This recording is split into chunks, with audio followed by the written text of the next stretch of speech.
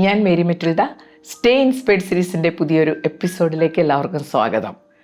നമ്മൾ സംസാരിക്കുമ്പോൾ പലരും പറയുന്ന ഒരു കാര്യമുണ്ട്, ദിവസങ്ങളൊക്കെ എത്ര സ്പീഡിലാണ് ഇങ്ങനെ പോകുന്നത്. ശരിയാണല്ലേ? 2026 തുടങ്ങി, ഇപ്പം മാർച്ച് കഴിയാറായി.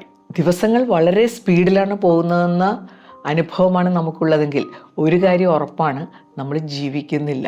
ഒരു കാര്യം നമ്മൾ ഹൈ സ്പീഡിൽ ചെയ്താൽ അത് നമുക്ക് എക്സ്പീരിയൻസ് ചെയ്യാൻ പറ്റില്ല.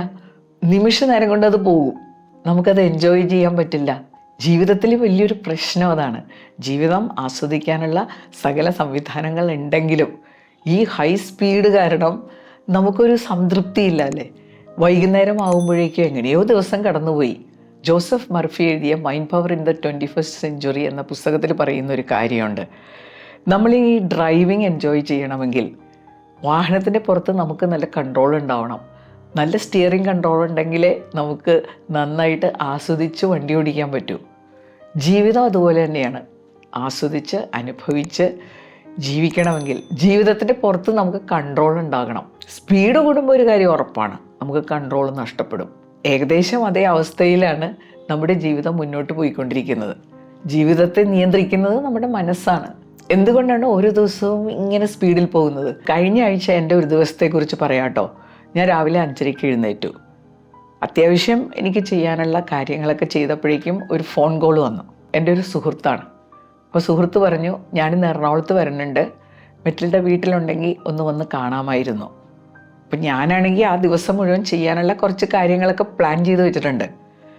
എന്നാലും സുഹൃത്ത് വരാമെന്ന് പറയുമ്പോൾ നമുക്ക് നോ പറയാൻ പറ്റില്ലല്ലോ. അപ്പോൾ ഞാൻ ചോദിച്ചു, എപ്പോഴാണ് വരുന്നത്? അപ്പോൾ എൻ്റെ സുഹൃത്ത് പറഞ്ഞു, ഒരു 10 മണിക്ക് ഞാൻ അവിടെ എത്തും. അപ്പോൾ ഞാൻ 10 മണിക്ക് മുമ്പായി കുറച്ച് കാര്യങ്ങളൊക്കെ ചെയ്തു. പിന്നെ കുറച്ച് കാര്യങ്ങൾ പിന്നീട് ചെയ്യാമെന്ന് പറഞ്ഞ് മാറ്റി വെച്ചു. പക്ഷേ എൻ്റെ സുഹൃത്ത് വന്നപ്പോൾ മണി 12 അപ്പോൾ അതിനിടയിലുള്ള 2 മണിക്കൂർ ഞാൻ കാര്യമായിട്ടൊന്നും ചെയ്തില്ല. അപ്പോൾ ഉച്ച കഴിഞ്ഞ് ഞങ്ങൾ സുഹൃത്തുക്കളെല്ലാവരും കൂടി ഒരു ഷൂട്ടിംഗ് പരിപാടി പ്ലാൻ ചെയ്തിരുന്നു. ഞാൻ വാട്സപ്പ് മെസ്സേജസ് നോക്കിയപ്പോൾ അതിനകത്ത് എഴുതിയിരിക്കുകയാണ്, ഇന്നത്തെ ഷൂട്ടിംഗ് പരിപാടി നാളത്തേക്ക് മാറ്റിവെച്ചു. നമ്മളെ ആരും വിളിക്കുന്നുമില്ല, പറയുന്നുമില്ല. ഞാനിത് വെറുതെ നോക്കിയത് കൊണ്ടാണ് ഇത് മാറ്റിവെച്ചു എന്ന് ഞാൻ അറിഞ്ഞത്. അല്ലെങ്കിൽ ഞാൻ ഷൂട്ടിംഗ് നടക്കുന്ന സ്ഥലത്തേക്ക് പോയേനെ. അപ്പോഴേക്കും വേറൊരു കൂട്ടർ വിളിച്ചു. വൈകുന്നേരം അവരുടെ ഒരു മീറ്റിംഗ് ഉണ്ട്, അതിന് പ്രസംഗിക്കാമെന്ന് പറഞ്ഞ ആൾ എന്തോ അസൗകര്യം പറഞ്ഞു. അപ്പോൾ ടീച്ചർക്ക് വരാൻ പറ്റുമോ? അപ്പോൾ വൈകുന്നേരത്തേക്ക് ഞാൻ പലതും പ്ലാൻ ചെയ്ത് വെച്ചിരിക്കുകയാണ്. ഞാൻ എൻ്റെ അസൗകര്യം അറിയിച്ചു. ഈ അസൗകര്യം എന്നും പറയണത് ചിലപ്പോൾ ആളുകൾക്ക് അത്ര ഇഷ്ടപ്പെടണമെന്നില്ല. പ്രത്യേകിച്ചും ഒരു സുഹൃത്ത് ഞാൻ വീട്ടിലേക്ക് വരട്ടെ എന്ന് ചോദിക്കുമ്പോൾ നമ്മൾ വളരെ അത്യാവശ്യമുള്ള കാര്യങ്ങൾ പ്ലാൻ ചെയ്തിരിക്കുന്നുണ്ടാവും. പക്ഷേ നമുക്ക് നോ പറയാൻ ബുദ്ധിമുട്ടാണ്. നമ്മുടെ അവസ്ഥയെക്കുറിച്ച് മറ്റുള്ളവരോട് പറഞ്ഞാൽ പലരും അഹങ്കാരി എന്ന് പറയും. അപ്പോൾ നമുക്ക് തിരക്കാണ്, അല്ലെങ്കിൽ നമുക്കൊരു സ്പേസ് വേണമെന്ന് പറയുന്ന ആളുകളെയൊക്കെ അഹങ്കാരികളായിട്ട് കാണുന്ന ഒരു കാലഘട്ടത്തിൽ തന്നെയാണ് നമ്മൾ ജീവിക്കുന്നത്. പക്ഷെ നമ്മളതിന് തയ്യാറാകാതെ വന്നു കഴിഞ്ഞാൽ നമ്മുടെ ജീവിതം ഇങ്ങനെ ഹൈ സ്പീഡിൽ, പണ്ടെൻ്റെ അമ്മ പറയും, കായം കരത്തിക്കളയും. നമ്മുടെ ബൗണ്ടറിയും നമ്മുടെ സ്പേസും നമ്മൾ ചെയ്യേണ്ട കാര്യങ്ങൾക്കും ഒരു നിശ്ചയമില്ലെങ്കിൽ നമ്മുടെ ജീവിതത്തിൽ എങ്ങനെ നമുക്ക് കൺട്രോൾ വരുത്താനാകും? നമ്മൾ ജീവിക്കുന്നു എന്ന് ഉറപ്പാക്കണം. മരിക്കുക എന്നുള്ള കാര്യം ഉറപ്പാണ്, പക്ഷേ ജീവിക്കുന്നുണ്ടോ ഇല്ലയോ എന്നുള്ളത് ഒട്ടും ഉറപ്പില്ലാത്തൊരു കാര്യമാണ്. അപ്പോൾ അങ്ങനെ ആകരുത്. നമ്മുടെ ഓരോ ദിവസവും നമ്മൾ ജീവിച്ചു എന്നുള്ള ഒരു ഫീൽ നമുക്ക് ഉണ്ടാകാൻ നമ്മുടെ ജീവിതത്തിൻ്റെ നിയന്ത്രണം ഏറ്റെടുക്കണം. നമ്മുടെ ജീവിതം വേറൊരാളിങ്ങനെ ഓടിച്ചു കൊണ്ടുപോകാനുള്ളതല്ല, നമ്മുടെ കൺട്രോളിൽ ഉണ്ടാകേണ്ട ഒന്നാണ്. എങ്കിൽ മാത്രമേ നമുക്ക് ജീവിതം അനുഭവിക്കാനൊക്കൂ, ആസ്വദിക്കാനൊക്കൂ.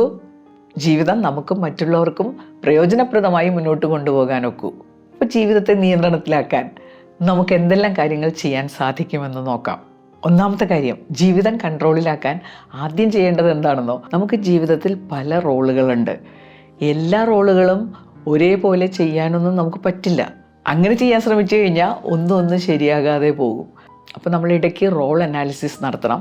റോൾ അനാലിസിസ് എന്ന് പറഞ്ഞു കഴിഞ്ഞാൽ ഓരോ ഘട്ടത്തിലും നമ്മുടെ റോളിൻ്റെ പ്രാധാന്യം വ്യത്യസ്തമായിരിക്കും. ഇപ്പം ഞാനൊരു വിദ്യാർത്ഥിയാണെങ്കിൽ എൻ്റെ വിദ്യാർത്ഥി എന്നുള്ള റോളാണ് വളരെ ഇമ്പോർട്ടൻറ്റ്. അവിടെ ഞാൻ ആവശ്യത്തിന് സമയം ചെലവഴിക്കണം. നിങ്ങൾക്കൊരു കൊച്ചു കുഞ്ഞുണ്ടെങ്കിൽ പാരൻ്റ് എന്നുള്ള റോള് വളരെ പ്രധാനപ്പെട്ടതാണ്. അവിടെ നമ്മൾ കൂടുതൽ സമയം ചെലവഴിക്കണം. വിവാഹം കഴിഞ്ഞൊക്കെ ആദ്യ നാളുകളിൽ ലൈഫ് പാർട്ട്ണർക്ക് കൂടുതൽ സമയം കൊടുക്കണം. ലൈഫ് പാർട്ട്ണറുടെ റോള് വളരെ ഇമ്പോർട്ടൻ്റ് ആണ്. അങ്ങനെ ഈ റോള് മാറിയും മറിഞ്ഞിരിക്കും. പാരൻസിനൊക്കെ പ്രായമായി വരുമ്പോൾ നമ്മുടെ മകൻ മകൾ എന്ന റോള് ഇമ്പോർട്ടൻ്റ് ആയിട്ട് വരും. ഞാനിപ്പോൾ വളരെ പ്രാധാന്യം കൊടുക്കുന്ന 3 റോളുകളുണ്ട്. ഒന്ന് ഗ്രാൻഡ് മദേഴ്സ് റോളാണ്.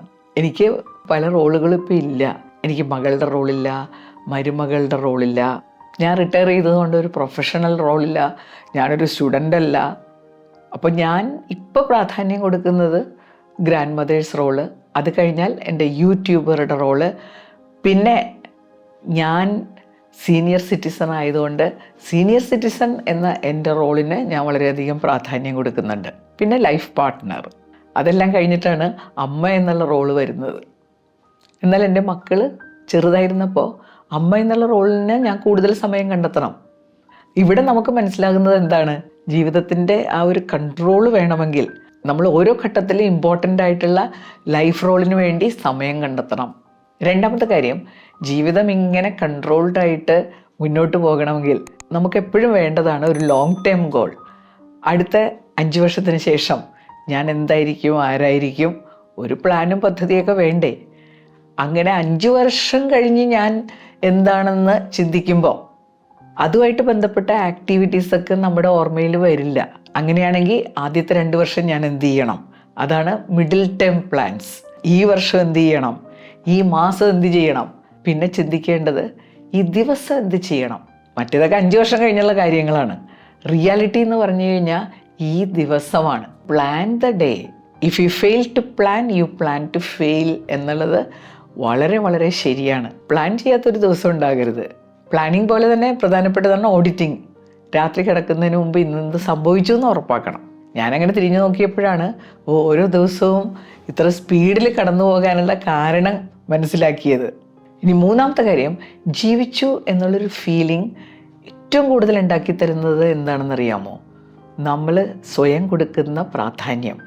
നമുക്ക് വേണ്ട കാര്യങ്ങൾ നമ്മൾ ചെയ്യുമ്പോഴാണ് നമുക്ക് ജീവിക്കുന്നു എന്നുള്ളൊരു ഫീലിംഗ് ഉണ്ടാവുന്നത്. അപ്പം എന്തായാലും അതിനുള്ള സമയം നമ്മൾ കണ്ടെത്തണം. ഇത് ചെയ്യാതെ വിട്ടു കഴിഞ്ഞാൽ നമ്മൾ ജീവിച്ചു എന്നുള്ളൊരു ഫീലിംഗ് നമുക്ക് കിട്ടൂല.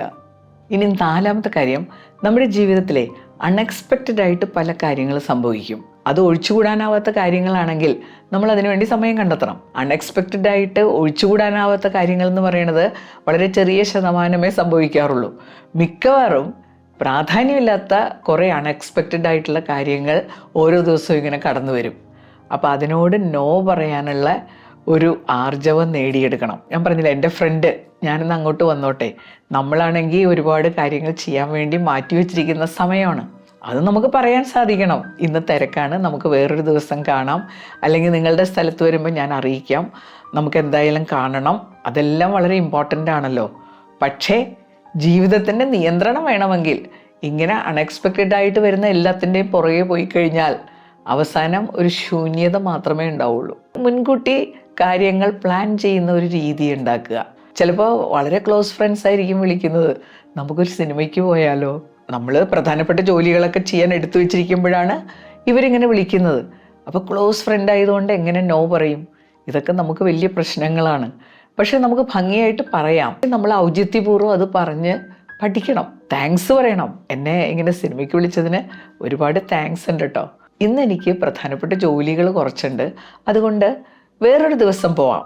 നമ്മൾ വിചാരിക്കുന്ന പോലെ ആളുകൾ അതോടുകൂടി ഫ്രണ്ട്ഷിപ്പ് നിർത്തി പോകുമൊന്നുമില്ല. ഭൂരിഭാഗം പേർക്കും ഇതുപോലെ സംസാരിച്ചു കഴിഞ്ഞാൽ കാര്യം മനസ്സിലാവും. ഇനി അഞ്ചാമത്തെ കാര്യം, നമ്മൾ പലപ്പോഴും പറയാറുള്ളത് പോലെ ബൗണ്ടറീസ് സെറ്റ് ചെയ്യുക. നമ്മുടെ റിലേഷൻഷിപ്പിൽ ഇത് കൃത്യമായിട്ട് നമ്മൾ പാലിക്കുന്നത് നല്ലതാണ്. അതായത് ആളുകളുമായിട്ടുള്ള ബന്ധം എങ്ങനെയായിരിക്കണം, ആരുടെ കൂടെയൊക്കെ കൂടുതൽ സമയം ചെലവഴിക്കണം. ഞാൻ ചിലരെ കണ്ടിട്ടുണ്ട്, അവരെ പരിഗണിക്കാത്ത, അവരെ ബഹുമാനിക്കാത്ത ആളുകളുടെ പിന്നാലെ നടക്കുക. അപ്പോൾ നമ്മുടെ ജീവിതം എങ്ങനെയായിരിക്കും എന്ന് ആലോചിച്ച് നോക്കിയേ. എൻ്റെ തന്നെ ഒരു വൈറലായിട്ടുള്ള ക്ലിപ്പിംഗ് ഉണ്ട്. ഞാനിതാ പറഞ്ഞത്, നമ്മളെ പരിഗണിക്കാത്ത, നമ്മളെ ബഹുമാനിക്കാത്ത ആളുകളുടെ പുറകെ നടന്ന് സമയം ചെലവഴിക്കുന്നതിന് പകരം നമ്മളെ പരിഗണിക്കുന്ന, നമ്മളെ ബഹുമാനിക്കുന്ന ആളുകളുടെ കൂടെ സമയം ചെലവഴിക്കുക. അതിനാണ് നമ്മൾ ബൗണ്ടറി സെറ്റ് ചെയ്യുന്നത്. എത്രത്തോളം മറ്റുള്ളവരുടെ കാര്യങ്ങളിൽ നമ്മൾ ഇടപെടണം, അവർ നമ്മുടെ കാര്യങ്ങളിൽ എത്രത്തോളം ഇടപെടാൻ നമ്മൾ സ്വാതന്ത്ര്യം കൊടുക്കണം. ഇങ്ങനെയൊക്കെ വന്നാലേ ലൈഫിനൊരു കൺട്രോൾ ഉണ്ടാവുള്ളൂ. ആർക്കും വന്ന് മേയാവുന്ന ഒരു സ്ഥലമായിട്ട് നമ്മുടെ ജീവിതത്തെ മാറ്റരുത്. ആറാമത്തെ കാര്യം, ഇന്നത്തെ ജീവിതം ഇങ്ങനെ ഹൈ സ്പീഡിൽ പോകാനുള്ള ഒരു കാരണം ഡിസ്ട്രാക്ഷൻസ് ആണ്. നമുക്ക് ഒരു കാര്യത്തിലും ഫോക്കസ് ചെയ്യാൻ പറ്റുന്നില്ല. നമ്മൾ കണ്ണടച്ചൊന്ന് ഫോക്കസ് ചെയ്താൽ തന്നെ നമുക്ക് മനസ്സിലാവും സമയത്തിൻ്റെ ദൈർഘ്യം.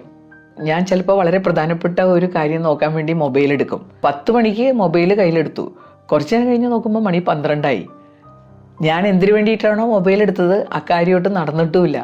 അപ്പോൾ എനിക്ക് സംഭവിച്ചത് എന്താണ്? എൻ്റെ ശ്രദ്ധ അതിൽ നിന്ന് മാറി. ഞാൻ വേറെന്തൊക്കെയോ കാര്യങ്ങൾ ചെയ്ത് മണിക്കൂറുകൾ കടന്നുപോയത് അറിഞ്ഞില്ല. അങ്ങനെയാണല്ലോ മൊബൈലിനകത്തുള്ള സംവിധാനം. നമുക്ക് വേണ്ട കാര്യങ്ങളിൽ ഫോക്കസ് ചെയ്യാൻ പറ്റില്ല. ഇത് പൊതുവെ ജീവിതത്തിൽ സംഭവിക്കാറുണ്ട്. നമ്മൾ പലപ്പോഴും പ്രസൻറ്റ് മൊമെൻറ്റ്സിലൊന്നും ഉണ്ടാവില്ല. ഒന്നുകിൽ കഴിഞ്ഞുപോയ മൊമെൻറ്റിലായിരിക്കും we lose the control over life. Present moment അല്ലേ റിയാലിറ്റി. അവിടെ നമ്മളില്ലെങ്കിൽ ലൈഫ് എങ്ങനെ എക്സ്പീരിയൻസ് ചെയ്യാൻ നോക്കും? 7ാമത്തെ കാര്യം, ജീവിതം കൺട്രോളിലാക്കുക എന്ന് പറയുമ്പോൾ സമയം കൺട്രോളിലാക്കലാണ് അതിലേറ്റവും മെയിനായിട്ടുള്ളത്.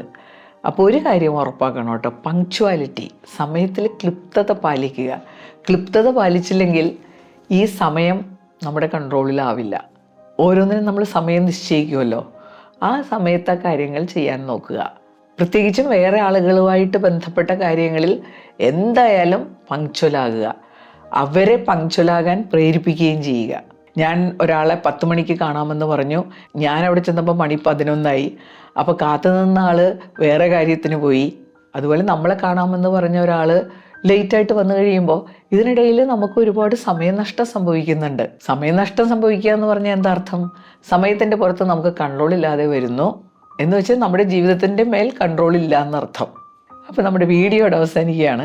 നമുക്ക് ജീവിക്കണം, ജീവിതത്തെ എക്സ്പീരിയൻസ് ചെയ്യണം.